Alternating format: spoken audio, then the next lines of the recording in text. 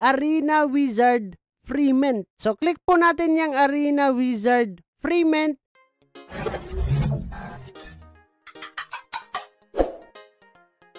Hey, what's up mga pre, and welcome back dito sa ating YouTube channel. And for today's video mga pre, pag-uusapan natin itong Zer Exchange. Dito guys is namimigay po sila ng libreng NFT na pwede nga nating gamitin dito sa kanilang platform. So dito po tayo sa Launchpad guys, no? So sa Launchpad nila meron po ditong Arena Wizard Free Mint. So click po natin yung Arena Wizard Free Mint and then click lang po natin itong Public Mint. So pag click natin yung Public Mint ay magkakaroon po siya ng interaction. So dito sa interaction nila guys, transfer request. So meron pong bayad dito na gas fee. Gas fee lang yan guys, no? Napakamura po yung gas fee dito. Before tayo makakapag-mint, kailangan po natin ng Zer token dito. So click po natin itong bridge.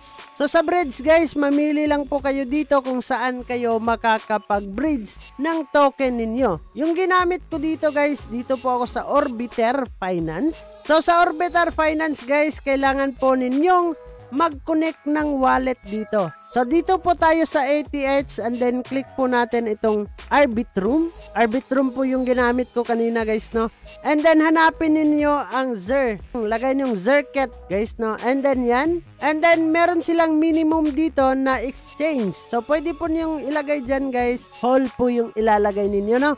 Nasa sa inyo kung magkano yung i-exchange ninyo dito. So pagkatapos natin dyan guys, balik po tayo dito sa Zer Exchange, no? Back tayo dyan. Kailangan po MetaMask yung ating gamit dyan guys. And then pagkatapos natin dito makapag-mint ng ating Arena Wizard, so punta po tayo dito sa ating NFT Arena. So kailangan po dito guys is makapag-create po tayo ng matches dito, no? So click po natin itong create match and then meron po tayong dalawang NFT dito, no? You can choose duplicate NFTs. Pwede nga ang tatlo agad yung gagawin natin guys, no? Pwede po tayong mag-stake ng ETH dito for early access. All stake for battle is 0 ETH nga daw. So click lang natin itong create match. Pagka-create natin ng match dyan guys, automatic yan magko-connect yung ating wallet. So ito na yung ating na-create dito guys, no? Aantayin na lang natin na magkaroon po tayo ng kalaban. And then, mananalo tayo syempre. So, dito makikita natin yung My Squad, and then all skills, and then documents. Meron pong Zer Pass dito guys. Sabi nila, mint opens on January 2025.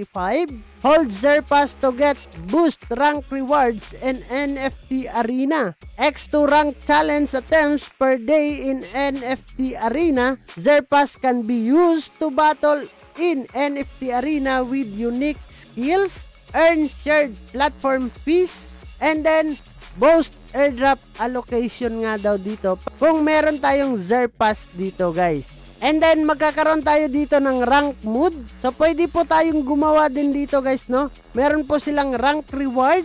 So sa rank reward napakadami. Top 1 to top 3 is meron silang 60,000 na token na pamigay dito. So hold Zer Pass to unlock extra reward. Napakalaki guys. 90,000 lang naman yung pamigay nila dito. So kailangan po natin umabot sa top 500 para magkaroon po tayo ng token dito guys, no? And then daily quest po guys, meron po tayong ginagawa dito.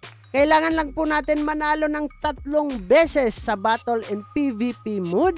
And then successfully defend 10 battles in PvP mode guys. So meron po tayong 30 and 10 token dito na ipamimigay nila sa atin pag once ay natapos po natin ito, no? So guys, utilities, pag meron po tayong mga Zer Pass or NFT Arena guys, 50% of total airdrop allocation distribute to all holders. Can be staked to earn shared platform fees, boost rank rewards in NFT Arena, times 2 rank challenge attempts per day in NFT Arena, can be used to battle in NFT Arena with unique skills. So ano pa yung inaantay ninyo guys? Pasok kayo dito sa airdrop. So guys, huwag nyo kalimutan ilagay yung ating referral code or invite code dito para magkaroon po tayo ng 15% referral reward pag tayo po ay gumamit ng referral code dito. So, meron po tayong mga eligible token dito, no?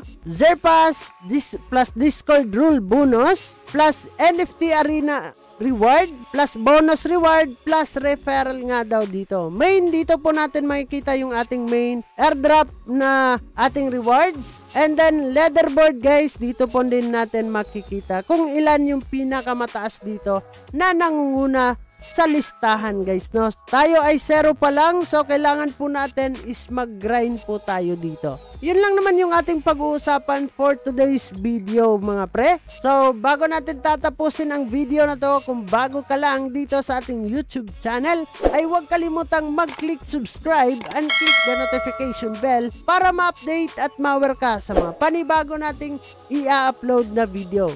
So this is me, Dong Ayan TV. Mag-ingat po tayong lahat and bye-bye. Barangay, samahang masaya, ano pang hinihintay? Kung online games ang iyong gusto, dito ka sa guild ko, solid to. Sa aming community na puro makulit, mga hari na trash talk pero